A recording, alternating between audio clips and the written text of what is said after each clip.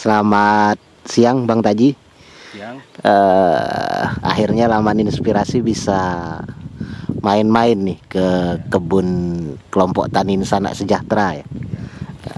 Karena perlu sahabat Laman Inspirasi tahu, Bang Taji ini sebenarnya seorang direktur, tapi karena saking cintanya bertani dan sekarang memutuskan untuk bertani juga gitu, bahkan sampai membuat kelompok tani gitu.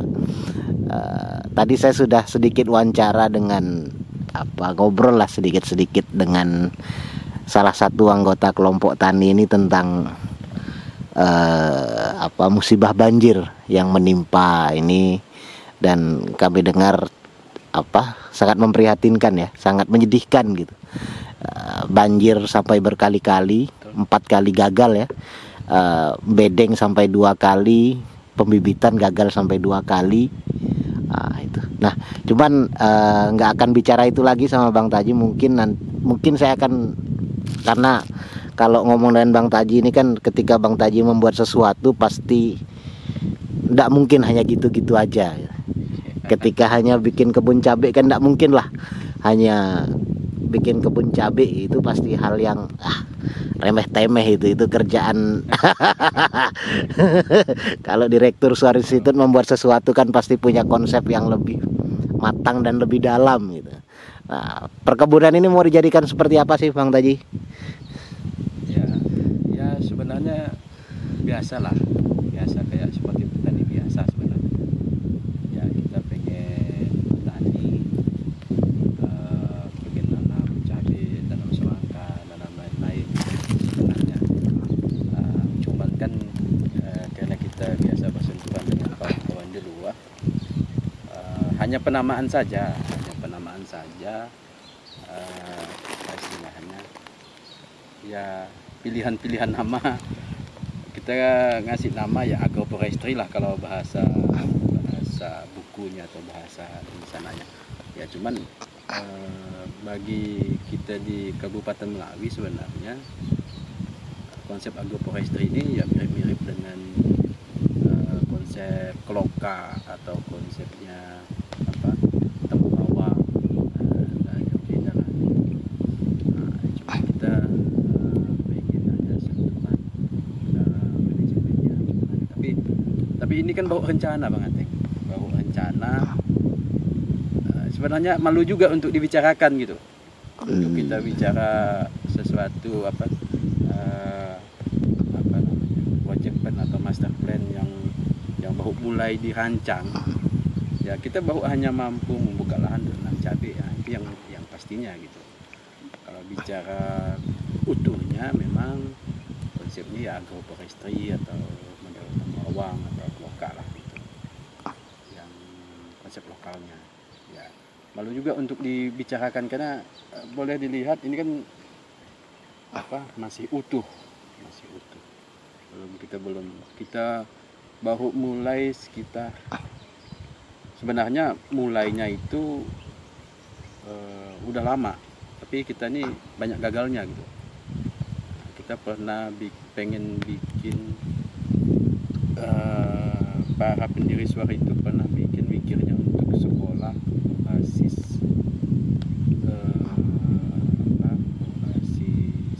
alam. Nah kita coba bangun di Lebak Tapang, cuman Lebak Tapang terlalu jauh. Desa Kebebu, Lebak Tapang terlalu jauh, kita kehabisan energi. Dan kemudian saya mikir ini masih menjadi PR pribadi saya lah untuk lembaga gitu. Ya, jadi kita coba cari lahan yang dekat dengan rumah. Konsep-konsep awal yang kita bangun tahun 2016 waktu itu di Lebak Tapang kita pindahkan di sini, supaya kita lebih intens untuk mengerjakannya. Kalau menurut saya sih nggak perlu malu lah Bang, namanya konsep kan pasti harus dibicarakan di awal gitu. Jadi dokumentasi ini sebagai wujud pembuktian juga nanti kalau misalnya Ya cambuk lah ya. kalau misalnya hasilnya tidak terlalu maksimal kan, dokumentasi ini bisa jadi sebagai pengingat lah nanti. Saya rasa itu berarti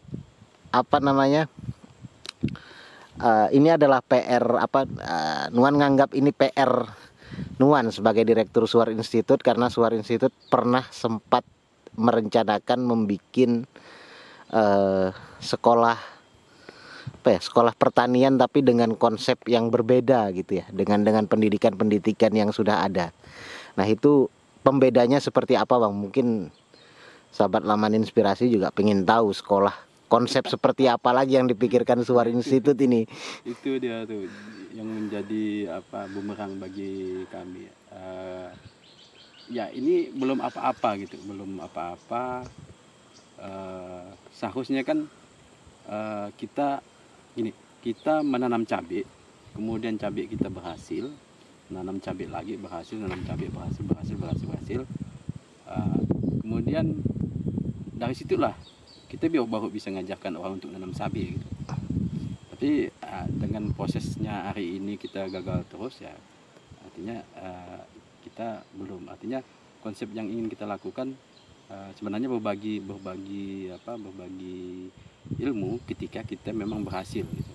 Berhasil dalam mengolah cabai, artinya kawan-kawan di sini yang dalam kelompok tani Insanak Sejahtera, kita tanam cabai, tanam semangka, kemudian berhasil. Ketika berhasil itulah kita baru kemudian baru berani untuk mengajak orang untuk bertani gitu, menanam yang ini yang kita tanam. Ya, artinya secara lebih besarnya ketika kita ngomong konsep agroforestry, ketika kita bangun ini kemudian berhasil, baru kita kemudian mengajak orang untuk ngikut kita gitu. Itu sih konsepnya. Kita anggaplah ini demplot lah gitu. Ini demplot untuk bikin pengelolaan sumber daya alam berupa lahan yang memang kita konsep ya tetap gimana supaya sumber daya alam yang ada ini tetap utuh lah. Nah, ada beberapa yang lahan yang memang kita buka, kemudian nantinya kita tanam kembali dengan kayu-kayuan.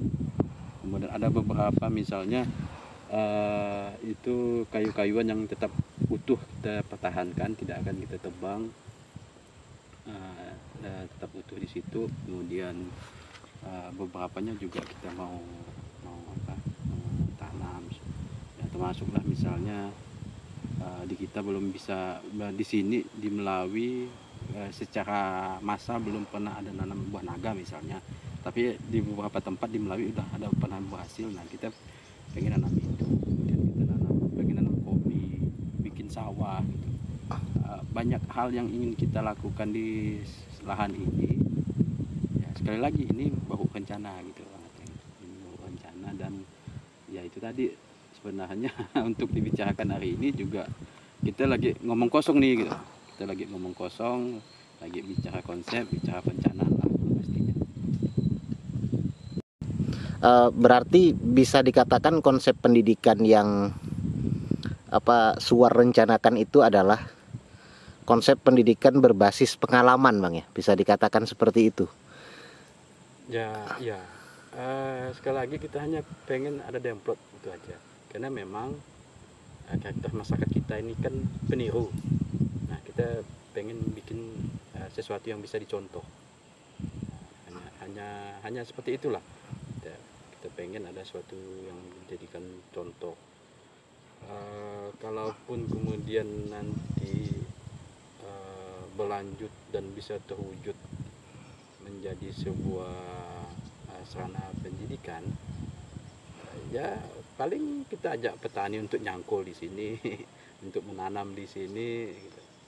Kemudian ya dengan pola-pola yang secara teori sih banyak lah itu di internet, gimana cara penanaman, cara bermacam-macam cara ilmu pengetahuan kan. Yang menjadi penting itu kan pengalaman ini, pengalaman berhasilnya ini yang mau kita tularkan gitu. Dan itu sampai hari ini kita baru berproses, dan itu belum juga terwujud. Ya, kita sampai hari ini kita seperti yang dibilang tadi oleh kawan dari kelompok Insanak Sejahtera, bahwa kita eh, pengelolaan lahan kita harus pindah gara-gara banjir kan, naik ke atas, kemudian eh, bibit juga ini untuk yang ketiga nih. Nah, 1 2 gagal, nah ini yang ketiga malah ya masih proses lah, tapi ya bagaimanapun kita dengan kawan-kawan kelompok Insan Anak Sejahtera kita, di kelompok tani Insan Anak Sejahtera kita sering berdiskusi terkait dengan kendala-kendala yang dihadapi, apa sih kurangnya gitu.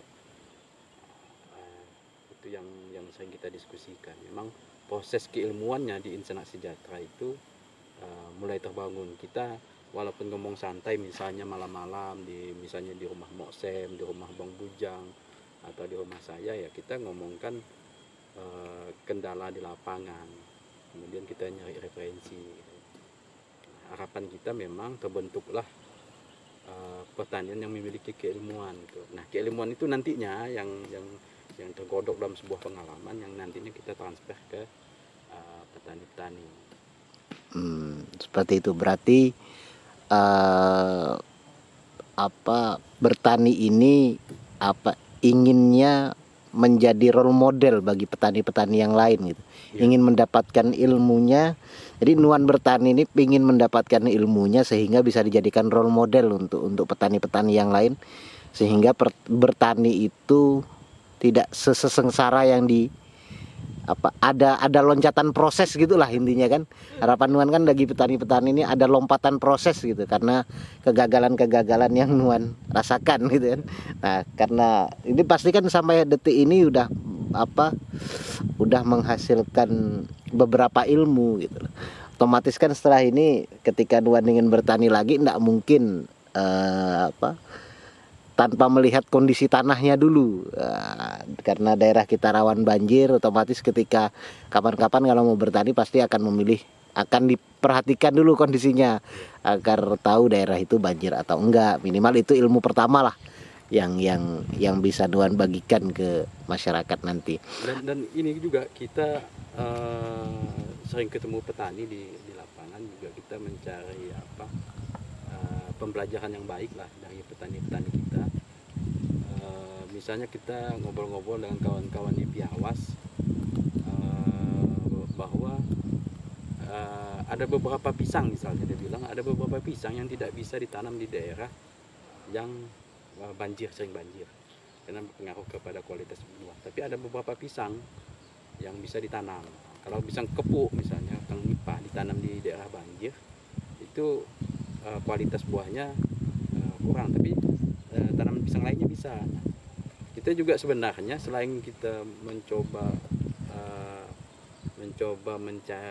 menjadi role model, kita juga mencari contoh-contoh di luar gitu. Nah, kemudian juga kita mendapatkan dengan petani di Piawas, ada orang tua yang menanam di satu tempat. Di satu tempat itu 8 kali nanam padi, Bang. Nah, artinya ada model sebenarnya di Kalimantan Barat ini, contoh menanam padi menetap. Nah, itu juga yang nantinya akan kita replika di tempat ini, menanam padi yang menetap, tapi modelnya bukan model kawan-kawan kita di Jawa, tapi model Kalimantan. Dan di Piawas juga udah melakukan itu. Dia ada Pak Temenggung di sana udah 8 kali menanam di satu tempat yang sama, dan hasilnya juga tidak ada penurunan walaupun tidak ada kenaikan yang signifikan lah. Kalau terkait dengan misalnya menanam di daerah, ide dari kawan-kawan di UPIT misalnya, ngapain kita harus maksakan nanam di rendengan di musim besar kan? Ya udah kita nanam misalnya di gadu yang memang tidak ada banjirnya gitu. Nah, seperti itu juga kita mulai kumpulkan tuh, Bang, ilmu-ilmu seperti itu. Nah, balik lagi ke agroforestry tadi tuh, Bang. Masyarakat kan mungkin sering dengar nih agroforestry terus apa, tapi kebiasaan masyarakat kita itu kan sering mendengar, sering menyebutkan, tapi kurang paham gitu artinya secara mendalam. Nah ini kami ya sebagai lah berbagi ilmu lah kita nih. Nggak paham.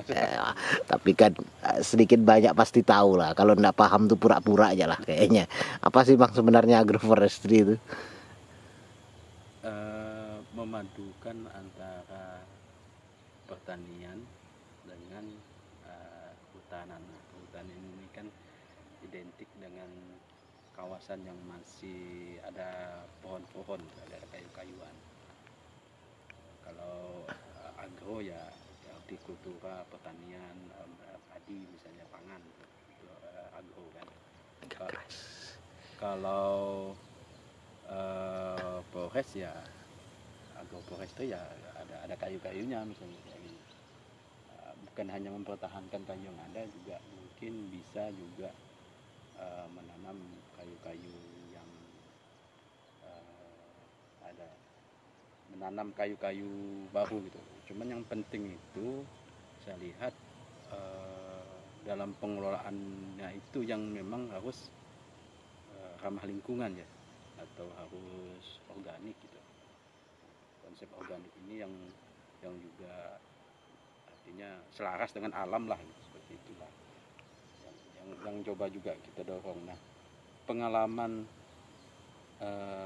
menanam cabai, menanam horti yang lalu-lalu itu kita bisa menyuburkan tanaman dengan mengurangi pupuk anorganik, dengan pola menggabungkan anorganik dengan organik, dengan cairan cairan organik itu bisa. Cuman memang kendalanya ketika dihadapkan kepada hama penyakit, nah itu yang kita belum menemukan.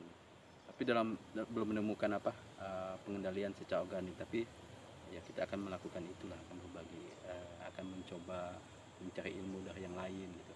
Kalau misalnya kawan-kawan benih itu kan juga udah mulai itu, nah kita juga belajar dari kawan-kawan benih. Itu sih bang sederhananya. Oh ya, berarti kan bisa dikatakan memadukan antara pertanian dan hutan gitu ya. Jadi agroforestry itu bisa diartikan seperti itulah secara mudahnya. Nah, jadi secara sederhananya gitu. Jadi para sahabat Laman Inspirasi mungkin kalau sering dengar agroforestry itu apa, jadi pengen ya arti sederhananya seperti itulah, memadukan antara pertanian dan hutan, dan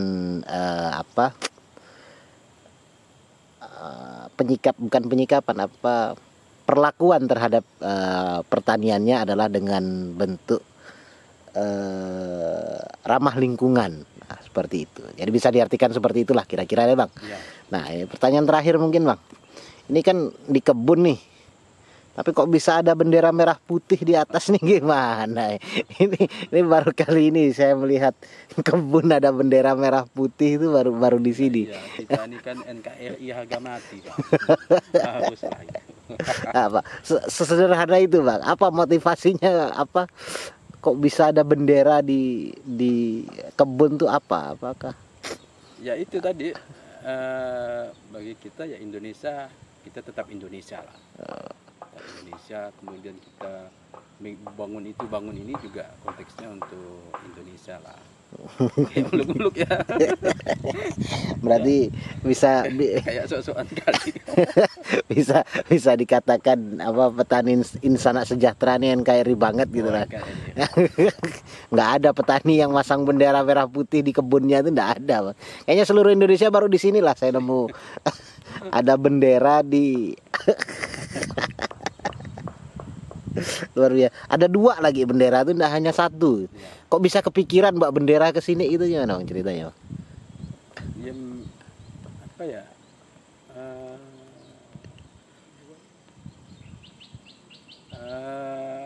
Enggak juga nyeleneh ya. Jadi memang ada proses lah, gitu. Ada proses. Misalnya kita lagi nonton film Hollywood. Kalau film Hollywood kan, setiap film Hollywood itu pasti ada tuh bendera Amerika kan. Kita pengen juga gitu kan. di tempat aktivitas kita, walaupun di kantor Subar itu tidak ada bendera, tapi di kantor cabang Subar ini juga ada bendera. Itu sih Bang. Ya berangkat juga bukan juga untuk menunjukkan bahwa kita ini Indonesia banget, tapi ya enggak salah lah itu kan. Oke. Mudah-mudahan berhasil Bang apa yang dicita-citakan. Agroforestry-nya berhasil. Kita lihat tadi kan ngobrol-ngobrol di belakang, setahun yang akan datang bisa sudah bisa terlihat lah. Ya paling enggak kita setahun akan datang kita makan ubi Cilembu, ada cabenya gitu. Oh ya. Bahasa kita dicocol dengan cabai. Oke. Berarti setahun yang akan datang LI akan main ke sini lagi Bang. Siap. Ingin melihat dan sambil bawa rekaman hari ini. Siap.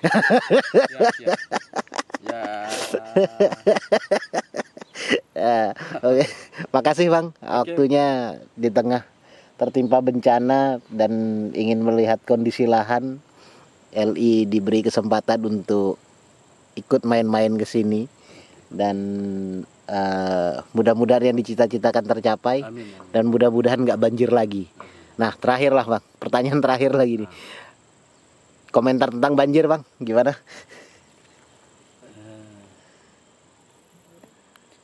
Banjir ini memang ini kan banyak air kiriman ya.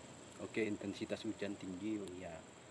Tapi kita ini kan misalnya di Pino itu kan banyak banjir air kiriman dari Pohuluan. Ya memang mau tidak mau ya kita harus juga ada fakta gitu bahwa memang kawasan yang dulunya hutan itu sekarang udah terbuka. Ada fakta itu yang juga malah di beberapa daerah hulu itu sampai banjir, ya boleh dikatakan banjir bandang gitu. Ada persoalan di situ, ada persoalan pembukaan lahan ya, dan itu faktanya yang kita lihat di Kabupaten Melawi.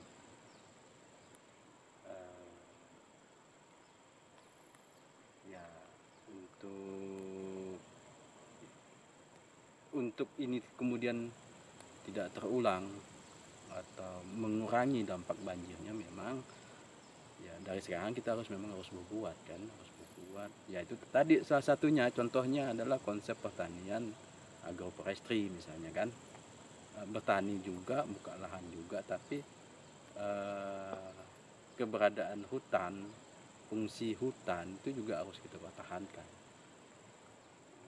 Enggak sih dalam konteks menyalahkan sih gitu kan, teman memang kayaknya udah zamannya juga buka lahan kan ya. Tapi ya banjir juga harus kita pikirkan, bencana juga harus kita pikirkan. Sakit juga bencana terjadi sehingga kegiatan ekonomi kita juga terhambat kan ya. Kedepannya memang ya kita udah mulailah dari hari ini, kalau memang belum kan, mulai dari hari ini baik di tingkat kita selaku masyarakat atau di tingkat pemegang kebijakan di level pemerintahan juga bisa membuat misalnya kebijakan rencana tata ruang misalnya. Kalau memang ruang situ ada hutan ya janganlah misalnya dibuka untuk lahan pertanian kan. Kalau memang ada kawasan APL ya disitulah untuk membuka lahan-lahan pertanian. Itu sih kali Bang. Oke, terima kasih Bang atas waktunya, dan kita telah melakukan konsep wawancara baru nih Bang. Yes. Jadi ya mudah-mudahan bisa diterima lah konsep wawancara model ini, yang wawancara menjadi kamera menjadi pewawancara gitu. Saya jadi ingat konsep Bang, mungkin dulu di salah satu stasiun TV ada namanya Pepi, makan-makan ke restoran-restoran. Oh, iya. ada neneng kan, ada neneng yang tidak nampak, dia di belakang kamera.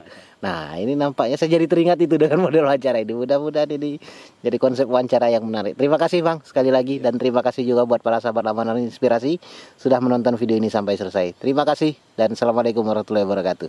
Waalaikumsalam warahmatullahi wabarakatuh.